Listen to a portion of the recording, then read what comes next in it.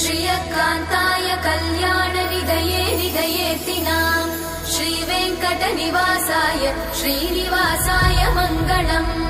लक्ष्मी सविभ्रमालोकसुभ्रूविभ्रमचक्षुषे चक्षुषे सर्वलोकानां वेङ्कटेशाय मङ्गलम् श्रीवेङ्कटाद्रिशृङ्गाग्रमङ्गलाभरणाङ्ग्रये